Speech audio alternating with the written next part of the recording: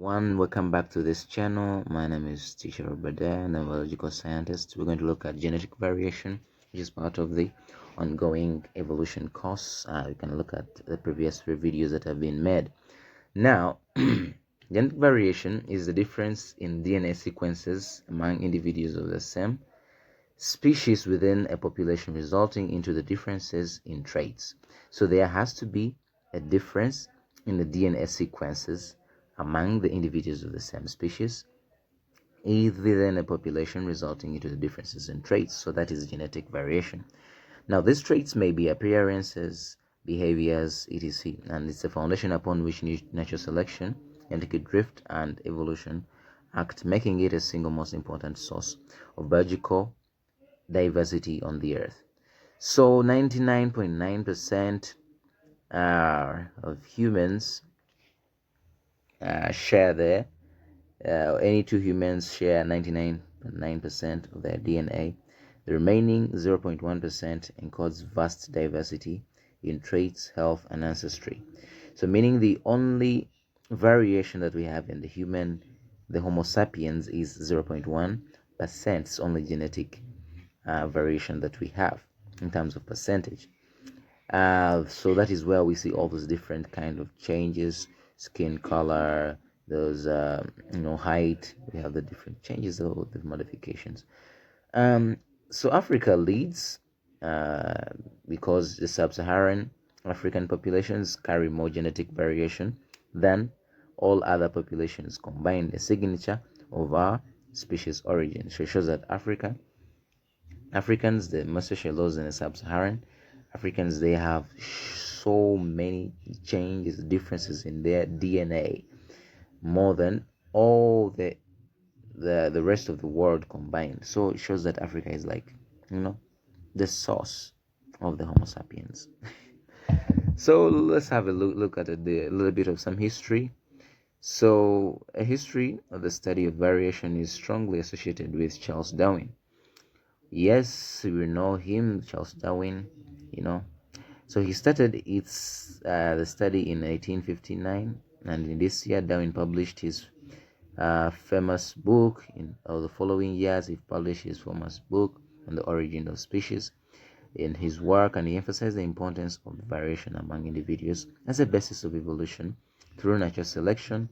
He observed the individuals within a species, and he recognized that they are not identical, and these differences are crucial for survival and adaptation. So if you look at these big sizes and shapes, they show one might think that they are different species of birds, but I want to inform you that they are the same species. These are all finches, and they're found in the Galapagos Islands. This is according to Darwin's diagrams, these drawings when he took a trip there to Galapagos Islands. So you can see that some of the finches, for example, the topmost one in the middle, it has a sharp-beaked ground finch. It's a sharp-beaked ground finch. It has a sharp beak. And we have the one here at the base, at the bottom of the circle. It is a large tree finch. It has a very big beak. And we have the ones on the extreme right and extreme left, that is your left, a large ground finch. So it has a very big beak. The beak has a very very large size compared to others. So you see that variation, that sort of variation in the same species. So this is what we're talking about today. We're going to talk about genetic variation in the detail. Now, the sources of genetic variation can be mutation, recombination, gene flow, sexual reproduction. So mutation, if you can briefly talk about mutation, we're going to look at mutation as a source of genetic variation. So we can have random changes in DNA, maybe at a certain point in the DNA, so that is point mutation. There can be an insertion of a certain base that was supposed to be there, can cause a drastic change in the whole genome. Even just addition of a single insertion of a single nitrogenous base in the code in the entire genome can cause drastic diverse changes. Now you can have deletions, that some bases can be deleted. Yes, maybe adenine, taken out. So if there is certain base that can be deleted, can also cause mutation. We have substitutions where one nitrogenous base is substituted with another. Then we have rearrangements. We're supposed to be ATT, then you find it being TT, TAT. So that is a change, meaning you're going to code for a different protein from what you're supposed to code for before. So this one is also genetic variation. You can have a look at the YouTube videos about mutation if you've not understood it, but I've tried to better explain it. Then we have recombination. Recombination, this is a combination that takes place. So we have that during meiosis, homozygous chromosomes exchange DNA segments, about 27 crossover points. Each gamete is genetically unique, generating combinations never seen before in nature. So this is also such a genetic variation, because different gametes can each gamete is unique, so it has different combinations that have never been seen before. That is why if you look at relatives, maybe children that have the same mother and the same father, they are so different, unless they're identical twins or they have some similarity, that even though they are similar, there are some differences that are very visible. You look at this one and say, this one is Joe, this one is this one is this one. You can be able to tell the difference between them. So that is a fruit of this recombination. It's a source of genetic variation that is added to mutation. Now we have gene flow. For gene flow, we have alleles moving between the populations through migration and interbreeding. So we'll have individuals, an individual from one population, maybe in Australia. We have some maybe 50 Australians migrating to Uganda. So there is an exportation of the genes, Australian genes, and importation of them in the Ugandan population. So this kind of flow of genes from Australia to Uganda is the gene flow, because we have a population of Australia, of humans in Australia, and population of humans in Uganda having slightly different genes. So if there is a flow of genes from Australia to Uganda, so this might also be a source of what? Variation, because gene flow homogenizes variation between the populations and can introduce entirely new alleles to a gene pool. For example, you can have a gene pool of Uganda having completely different genes from those of Australians. But in the Australians come here and marry some people in Australia, they bring in their genes into our population, causing that homogenizing the population, homogenizing the variation in the population. Now we'll have sexual reproduction also as a source of genetic variation. Now, independent assortment of crossover pairs generates over 8 million gamete combinations. You can ponder, you can think about that. Selah, like the Bible says, Selah. It's a very important point. Independent assortment of the chromosome pairs generates over 8 million gamete combinations. Wow. So combined with the recombination, the number of possible genotypes is essentially infinite. So this one can also cause genetic variation, because we'll have these different 8 million gamete combinations. Chromosomes can combine, pair, do what, and have different combinations. Then after that, we'll have recombination occurring. Now when recombination occurs, independent assortment, obeying the law of independent assortment, will have even more variations in the offspring. So the types of genetic variation are continuous variation and discontinuous variation. So for continuous variation, this is a kind of variation in which there is no clear-cut difference between the traits of individuals. So there's always intermediates between the two extremes. So if you make a binomial distribution, I think you studied binomial distribution in A level, in A level. for those who are Commonwealth guys. You know what I'm saying? For the Americans in high school, is it high school? Yeah, and something like that.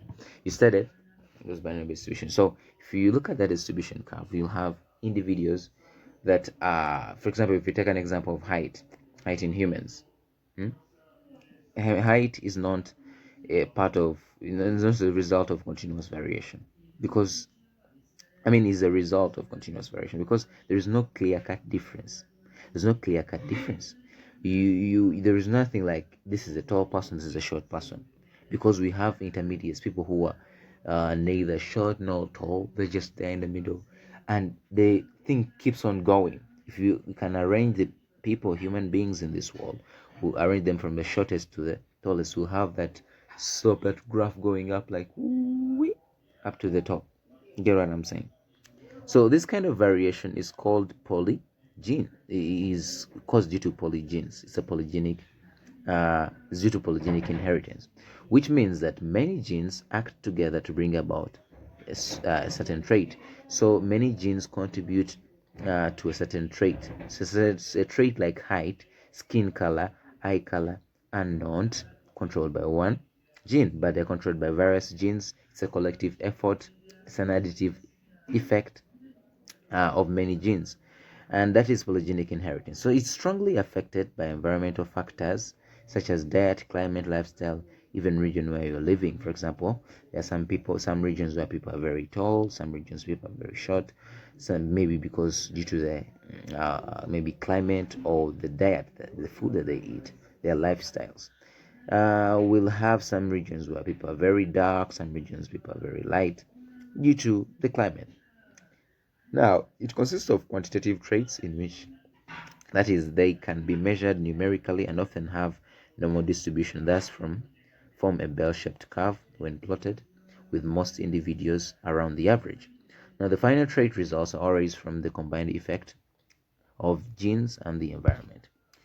So examples of traits under this, we have height, weight, skin color, and intelligence, that is the IQ in human beings. So skin color, we can see the variation, some very dark individuals, very brown. Then we have it getting lighter and lighter and lighter to very white individuals. Then for height, you can see the shortest person there, very short person, definitely short. That's very short, not American. So from very short, we see the following individual getting taller and taller and taller until the tallest. So that is continuous variation. There's no clear-cut difference. But now we have discontinuous variation as another type of genetic variation. So in this kind of variation, there is always a clear-cut difference between the traits of the individuals. So there are no intermediates in this case. So you are either this or this. There's nothing like both sides. That does not exist in discontinuous variation. So this kind of variation is controlled by a single or few genes. Can be controlled by maybe 2 genes or 3 genes, or just a single gene. But for polygenic, last time the one looks at in continuous variation is controlled by numerous genes. Can be controlled by like over 200 genes or something. But in this case, it's only a single gene, or 2 or maybe 3. So with each resulting into specific form of a given trait.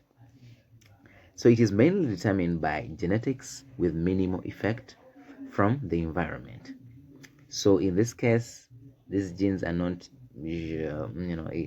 usually affected by the environment.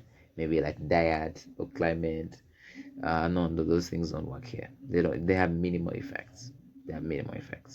Because genetics in this case is the superpower. It consists of qualitative traits that are described in categories rather than measurements.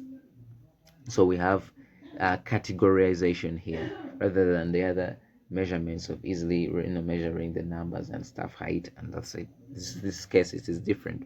So a single gene or few genes always have different forms called alleles. So in each allele controlling a specific trait in a phenotypic form. So we have examples under this. We have blood groups.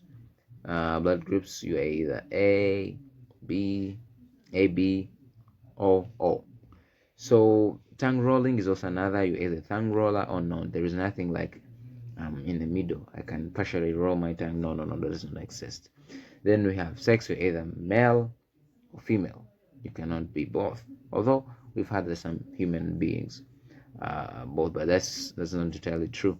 One may be may be non-functional. It's very difficult to find one that has both functional genes. So, but if you really want to get to know more about that, you can watch some, read some documents or watch some videos about that to see whether you can get the truth. And we have the presence of dimples. You either have dimples or not. That is eye color. Eye color is not supposed to be here. We have attached and detached earlobes. So there are some individuals that have earlobes that are attached, and individuals that have earlobes that are detached from the skin. Yeah. So we'll have the distribution, discontinuous variation distributed like this. Is just categorization. We usually use a bar graph or a graph, a histogram. You know what I'm saying? Just to show categories, not this. You get what I'm saying? So the differences between continuous and discontinuous variation is that for continuous variation it has intermediates, but for discontinuous there are no intermediates. Continuous variation is quantitative, while discontinuous is qualitative. The continuous variation is greatly affected by environmental factors. Discontinuous variation is not affected by environmental factors. Now the traits show a smooth range of values, but that is in continuous variation. But in discontinuous variation, the traits fall into distinct categories. Controlled by many genes, that is continuous variation. Discontinuous variation is controlled by a single or few genes. Natural selection and variation. So we're going to look at how selection filters and reshapes genetic variation over time. So directional selection is one of the type of natural selection. The stabilizing selection, balanced selection, or we have disruptive selection also. So for directional selection, it favors extreme phenotypes. For extreme phenotypes, because one trait or one variant is favored over another. So this shifts the population mean over generations and reduces the genetic variations at the selected locus. And for stabilizing selection, it favors the intermediates. So for, if you see that curve, the one similar to the one we had in the distribution here, as you can see here, the central, for in this case, for stabilizing selection, the intermediates will be selected against.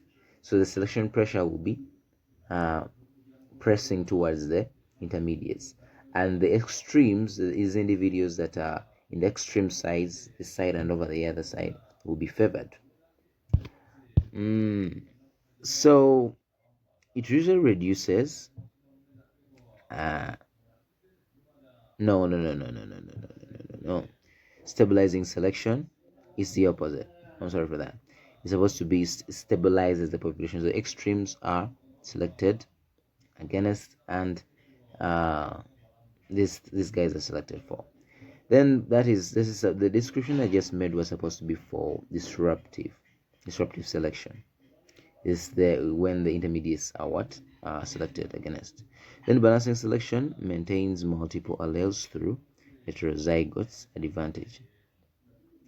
And the frequency dependency variation in environments and preserves diversity.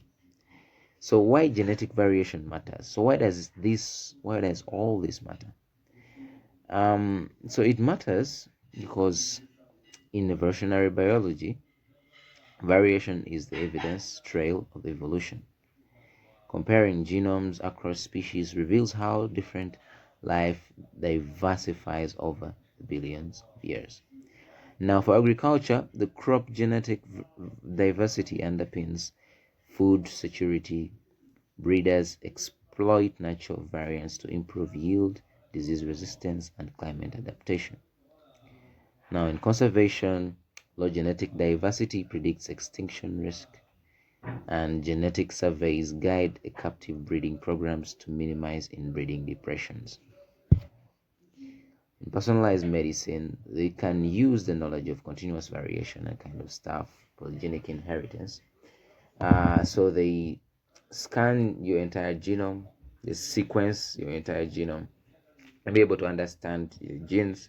So using the polygenic risk scores, they can be able to predict the diseases that you're most susceptible of getting, maybe diabetes or certain cancers or so whatever. They can be able to predict. And so if they can be able to predict the diseases that you're most likely of getting sick of, meaning they can try to get you personalized medicine.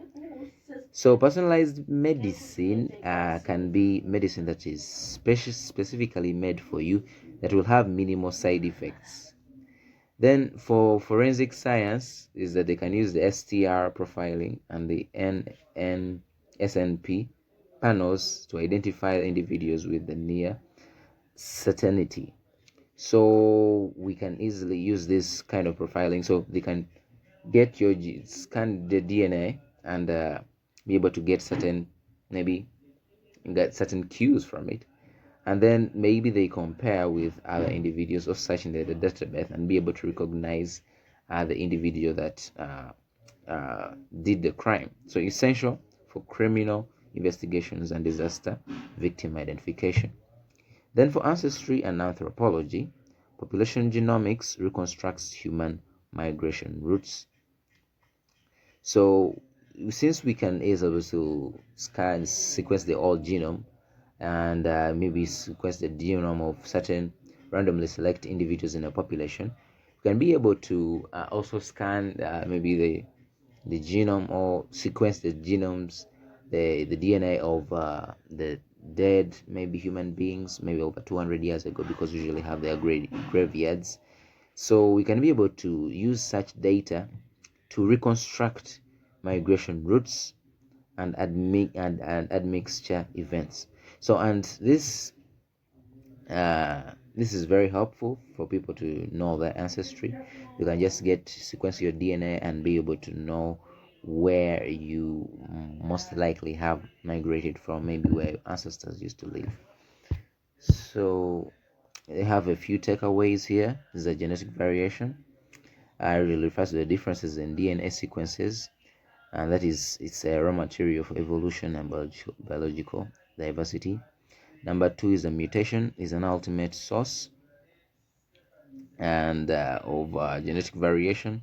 Recombination, gene flow, and sexual reproduction redistribute variation across the populations. The mutation is the ultimate source of genetic variation, because for it can even easily lead to new formation of new species. But the other, recombination, gene flow, sexual reproduction, the other sources of mutation usually cause to variation populations across the different populations. Then for African populations carry the most genetic diversity, so it reflects the humanity's origin, and that is out and the out of Africa bottleneck. So number four is that the allele frequencies differ dramatically between populations. Yes, that is true. And also balancing selection maintains variation. That is, directional selection reduces it, disruptive selection increases it. Diversity or genetic variation underpins medicine, or is applicable in medicine. That is the study, agriculture, conservation, forensics, and our understanding of human prehistory. So you can look at those references, those books, and the different websites to be able to get the content and maybe understand it a little bit deeper. So thank you for watching this video. See you in the next videos. You can subscribe to the channel if you have benefited from this content. I'll keep on producing this content for you, so those who really love it, you can subscribe. Comment in the sections what you really didn't understand all the questions that you have, all those geniuses who maybe you've seen a certain kind of mistake, but this thing was proofread, except for the part of eye color, which was added to discontinuous. It's supposed to be continuous variation. Then the other part, the explanation that I had given for disruptive selection, that belonged to, for stabilizing selection, that belonged to disruptive selection, but they were corrected in the same video. So you need to know that things happen. Yes, mistakes just happen, just slight human mistake. But yeah, you can subscribe to the channel, and see you in the next video.